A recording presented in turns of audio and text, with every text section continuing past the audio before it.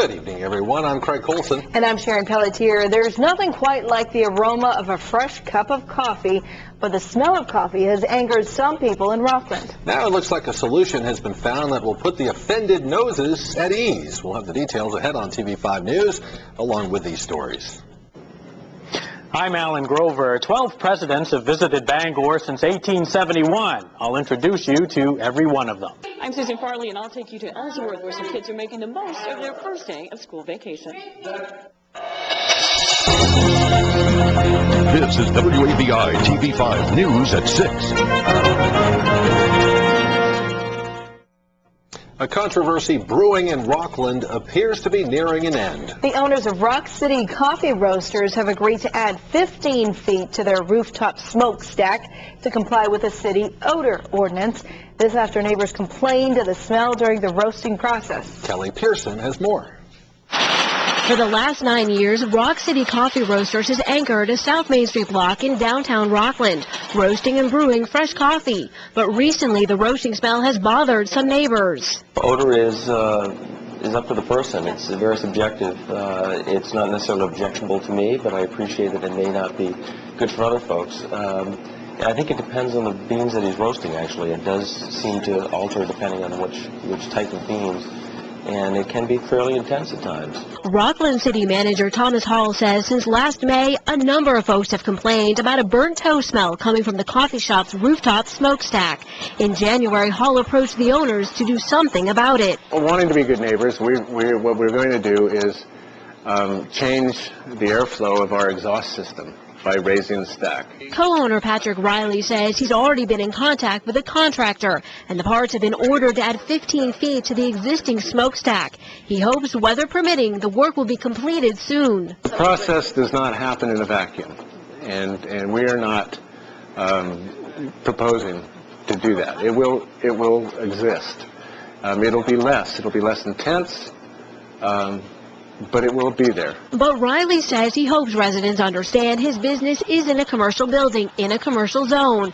And while he's doing his part to lessen the smell, they'll continue to roast 24 pounds of coffee beans 3 to 4 days a week. We certainly expect it will improve those folks that are right in the immediate vicinity. We expect it will put the emissions further in the air and thereby won't be so objectionable to those folks right here. Kelly Pearson, WABI TV5 News, Rockland. A man from Belfast is in critical condition tonight after an ATV accident in front of his home on Sunday. It happened on the Marsh Road around 4 in the afternoon. Police say 66-year-old William Seaman was riding the vehicle down the street when it rolled over and landed on top of him. A witness called 911. Seaman was flown by helicopter to Eastern Maine Medical Center with serious head injuries. Police think speed and alcohol were factors in that crash. A 21-year-old man is dead after being shot by police in Harmony. It happened Saturday after police got a call from the man, Daniel McDowell. Public safety spokesman Steve McCausland says McDowell claimed to have killed one person and kidnapped 2 others. When police arrived on the scene, they say McDowell pointed a gun at the officers. Police shot and killed him. The officers are on paid leave until an investigation is completed by the Attorney General's office, which is standard procedure when police are involved in a shooting. Ellsworth police say they've solved a pair of break-ins involving guns. Police say a .30-30 Winchester rifle and a revolver were taken from 2 different homes on Route 1A. They were both recovered over the weekend. 19-year-old Dustin Dolliver of Trenton is facing several charges, including felony burglary, 2 counts of theft of a firearm, and violation of bail. A 17-year-old is also facing charges in one of the cases. Police say guns have become a popular target for thieves. You can always make a quick dollar with them, so that's one of the most reasons why they're mostly taken. Along those lines, depending on what type of firearm it is, they can use it in other crimes that they commit. Police say the guns were found at a home on the Goose Cove Road in Trenton. They say Dolliver had traded the 2 guns for a 3rd firearm from a person who didn't know they had been stolen. Dolliver is being held at the Hancock County Jail tonight. An Irishman who robbed a bank in Bangor back in 2006 is scheduled to be sentenced tomorrow. Before the crime, 27-year-old Neil Clark was a successful computer science graduate with no criminal history. Now he faces upwards of a decade in jail for the robbery that baffled his former colleagues. Clark pleaded guilty last year to charges stemming from the holdup at the Bank of America branch near the Bangor Mall. Friends, family, and former colleagues will speak on his behalf. A psychiatrist will speak about Clark's mental state, which will be a key issue in support of a lighter sentence. The runway lights went out at Bangor International Airport this afternoon, leaving some flights in a holding pattern over the city. Operations personnel at the airport blame a technical failure. It happened around 4 o'clock this afternoon. Crews made the repairs within an hour, and all planes were able to land safely. Well, a bill that will help Acadia National Park prepare for the future is getting support in Washington. The Acadia National Park Improvement Act was passed by the House of Representatives last week and now heads to the Senate. The bill would extend the Acadia National Park Advisory Commission for another 20 years and also allows the park to purchase private land within Acadia National Park boundaries. There are about 150 pieces of privately owned property still within the park. There are a number of property owners that are interested in selling to the park, and we haven't had the funding in recent years to be able to do that. Acadia officials say the bill does not actually give the park money to buy the land, but it does authorize Congress to do it. The bill would allow Acadia to participate in creating a transportation center in the town of Trenton. The bill is expected to be heard in the Senate in the next few weeks. Big news for Acadia National Park. Well, coming up tonight, a look back at some presidential visits in the area in the past few decades. And it is mild tonight. Chris Ewing will let us know if these mild temperatures will stick around this week. He'll have our complete forecast. But first, the basketball tournaments continue. Tim Throckmorton is keeping track of the action right here in Bangor. Tim? And in sports, highlights of all the tournament games, plus high school track and swimming. TV5 News at 6 continues. 6 presidents traveled to the Bangor area in the 84 years between 1871 and 1955.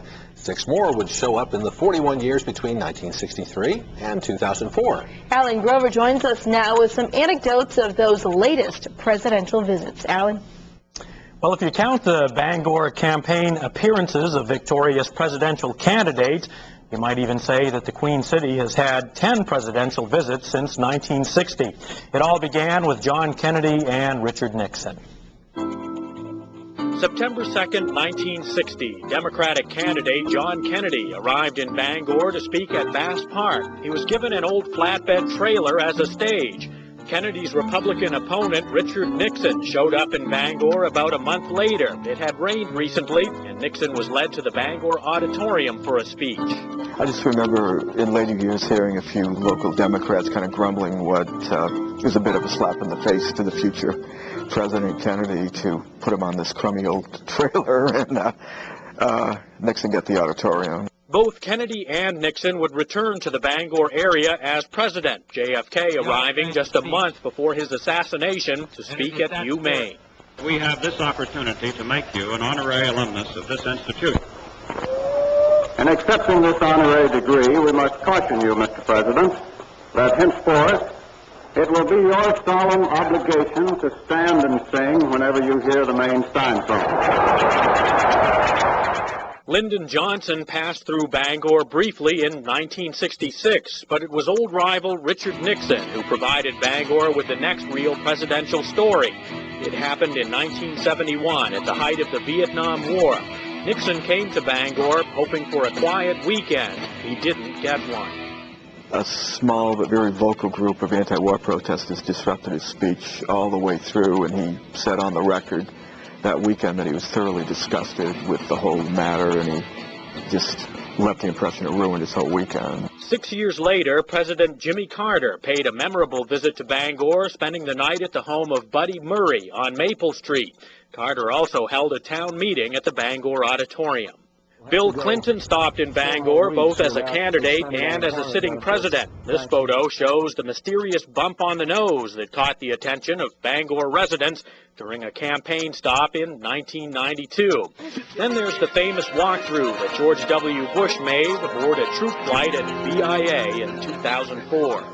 I appreciate being the presence of such fine men and women. May God bless you all. May God keep you safe. God bless America. Thank you very much.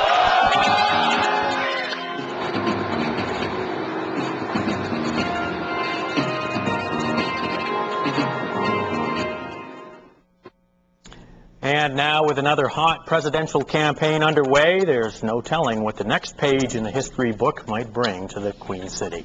Greg Sharon, over to you. All right, thank you, Alan. Always kind of neat when Bangor gets into the national spotlight a little bit. As we saw just recently with the two Democratic contenders, so one of them might be president one of these days. you Who knows? never know, and the political season is just heating up. So, and you know what else is heating up? Tournaments. Exactly. It is time for the annual high school basketball tournaments, and Tim Throckmorton is at the Bangor Auditorium with the latest. Hi, Tim. Well, the Class A teams and the Class B teams had Friday and Saturday to play a lot of their quarterfinals. Today is all Class D teams, and fans just coming in for the first game of the evening session. It's Greater Holton Christian against Ashland. 4 Aroostook County teams coming in, so a lot of teams and a lot of fans having to drive a long way, especially for the first game of the morning. When you're talking about starting at 9:30 in the morning, and that's what Central Aroostook had to do. They had to get up about 5 o'clock to get ready to play this one, and to make it here for their 9:30 start against Bangor Christian. The Panthers come out strong. Amber Bradley reining them in from downtown. Look at that. She had 19 points, and they were up by 19 after one quarter. Bangor Christian, no seniors on the team. Hannah Prey is a sophomore. She hits the foul line jumper right there. Central Aroostook rolls in this early morning game despite the long bus ride. Sarah Long gets her own rebound to the score along with 27 points. The Panthers win it 63-45. Game 2, Woodland Girls come in with a 15-3 record, and their only losses are to Class C schools. Courtney Cochran, finally a senior. She's been dominating down here for a long time. She had 18 today. Jonesport Beals playing from behind the whole way. Hannah Carver off the glass for a 2 for Coach Skipper Alley on the sidelines. But the Dragons led by 21 at halftime and cruised. Cochran with a full-court long outlet pass there to Ashley Laking. Woodland advances to play Central Aroostook 78-28 final in that one. This afternoon, the Ashland boys against Fort Fairfield. First meeting between the teams, and the Tigers getting the long rainbow 3 from Austin Dufour. Ashland hanging tough, and they were within 5 points in the fourth quarter. Justin Belanger working hard off the glass right there, but Fort Fairfield wins this one 61-48. Cody Clausen leading the way, getting the outlet pass and a quick, easy 2 points in that one. And finally, top seed and undefeated Central Aroostook against Machias. Many weapons for the Panthers. Here's one, Cameron York passing inside to Logan McCarthy. Coach Tim Brewer, a veteran player and now a veteran coach in this tournament. Machias had trouble breaking the pressure, but Ty Richards gets the easy bucket right there. You can't rest after making a bucket. He hustles back, but Central Aroostook does too, and Cameron York nails one in from the corner. Central Aroostook 82 and Machias 52. A couple of scores in from Western Maine. Class D girls play. Valley took care of Rangeley 40-15 the final score there. Vital Haven cruising past Greater Portland Christian 61-28. Amelia Davidson with 22 points in that one. Okay, let's check out the plays of the week that you can vote for this week. And number 1 nominee is Ryan Martin. Hit this shot over the weekend, 25 points. He is just one of the amazing players of this BCD tournament. Number 2, Morgan Frame keeps her team undefeated with 21 points. She had a big day as well. And Dear Al Stonington, how about a long jump shot right there, the buzzer beater to end the first quarter. To vote, go to WABI.TV. Results announced on our TV5 News Friday at 6 o'clock. Back to talk high school track and swimming after this. There are 4 state championship meets taking place today, 2 in high school track, 2 in high school swimming. Team finals are not in yet, but we do have some news to report and some individual results to report. First, let's check in on the Class A track meet, which is taking place at the University of Southern Maine. In the mile distance runner, Riley Masters, a great race. Masters wins it in 4:20.44, 4 seconds faster than Lewison's Mohammed Moore. Jessie Lebrecht of Messalonsky, look at her racing out. A huge win right here by a long shot. A state record in the girls' 55 hurdles. The UMaine-bound Lebrecht breaks her own state record. And in the boys' 55-meter dash, the defending state champion is Justin Valachi. He's going to UMaine on a football scholarship. He wins this race. He edges David Hart to win the state title in the time of 6.73 seconds. Deering wins the boys title. We do have that result in. Class A boys swim heats and diving trials all this afternoon. This is the warm-ups for the diving. Only 6 boys in the competition. All will score in the meet tonight. Coaches were tabulating the afternoon swim trial results while I was there. It looks like a 3-way tie right now, as it looks to be about Bangor, Cheverton, Cape Elizabeth, but they need to swim all those championship meets events tonight. And the boys high school hockey this afternoon. Brewer taking on Holton Hodgson. Brewer on the attack. Dylan Fitzpatrick, nice move. Splits the defense. Malik Abolish gets the save, though. He deflects the puck. 2-1 Holton Hodgson midway through the second period. Brewer turns it on late and wins it 6-3. And Fitzpatrick had a hat trick in that competition. A couple of more games down here tonight. And hopefully we'll have some finals in swimming and track and field tonight on TV5 News at 10 and 11. A lot to talk about today on this holiday in sports. It's a busy day. Thank you, Yeah, Tim. school vacation week. Yeah, Tim mentioned last week, too, there always seems to be a 50-degree day during turning week. I think he's right, too. Yeah. It's been mild out there today. It's 44 degrees right now. We'll see what the forecast holds in store right after this. Welcome back, everyone. Time for your forecast with Chris Ewing. Kind of a blah, dreary day out there, but it's causing a lot of melting, which isn't a bad thing. Yeah, well, it depends on your perspective. Some folks still want to do some more snowmobiling, and there's still a fair amount of snow left around. Hey, the big thing tonight, the fog. Watch out for the fog if you have to go out over the next several hours. The fog in many spots quite dense. Now, it will tend to thin out after we see a cold front move on through. Showers will be coming to an end, with partial clearing later on tonight, with temperatures dropping down a bit below freezing in many spots. Watch out for some black ice tomorrow morning. Partly sunny, cooler, but not cold tomorrow, though it will be colder on Wednesday. No major storm systems over the next several days.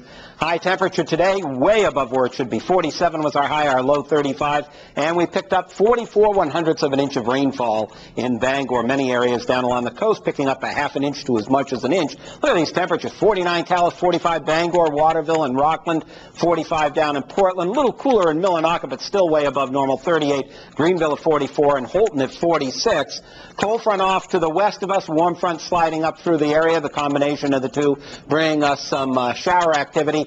As this storm continues to track eastward across the area tonight, the cold front will sweep through, and with it we've still got a band of showers. Now you can see another round of showers developing off to the west. That's going to slide through, so many areas will see another shower tonight. And notice further west, back in western New York State, it does transition over to snow as temperatures drop back to the low 30s around Buffalo and low 20s up around North Bay, Ontario. So tomorrow, one front will be off to the east of us, a secondary cold front still to the west. That'll move through late in the day with a few scattered snow showers. Ahead of it, temperatures will be in the 30s to lower 40s. As we widen out the view across the country, notice that we've got this little trough right back here. That's that secondary cold front that comes through with a few scattered snow showers. Then high pressure builds down from the northwest. Now it'll be off to the west of us, so we'll get into a northwesterly airflow.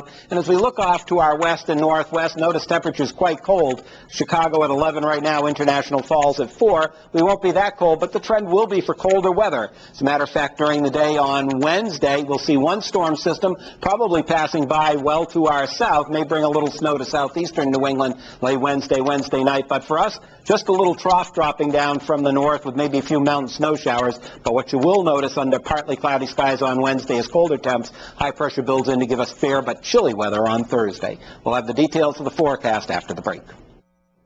Welcome back, everyone. A small craft advisory for the Mariners tomorrow. West to southwest winds 15 to 25 knots. Seas will run 7 to 11 feet.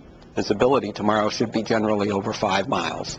My forecast calls for showers ending. Watch out for the areas of dense fog over the next several hours. Partial clearing late. Notice most areas temperatures will be below freezing by dawn.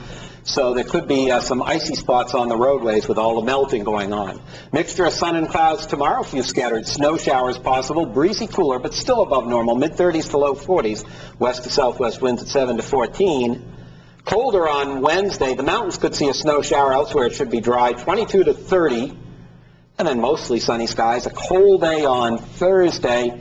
Sunshine giving way to a few clouds on Friday. Temperatures 24 to 32. And there is going to be a storm system passing by to our south Friday night, Saturday. Right now it looks like the bulk of it will stay to our south, but, you know, things can change, so we'll keep you posted on that. In the meantime, get rid of the ice in the driveway, and then everything that would be nice. Freeze solid again. Yeah, exactly.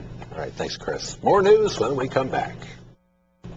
Kids spend a lot of time planning what they'll do on school vacation. The first day got off to a dreary start, but that didn't really matter to some kids in Ellsworth who found plenty of ways to have fun. Susan Farley has the story. Well, obviously we have kids are on February vacation. Vacation and rainy day are not words kids like to hear, but it wasn't a problem at the Downey's Family YMCA Vacation Camp in Ellsworth. I have a lot of friends to play with. I'm not alone. We always play games. That's what they were doing when I found them. They showed me a parachute can become an ocean complete with waves and sharks, ready to pull you under if lifeguards aren't quick enough to save you. There is something that they'll learn out of it. They realize that there's a lot of teamwork involved, because that right now they're exercising and they don't realize it, and they're being healthy and fit. I like running around because when it's a rainy day like today,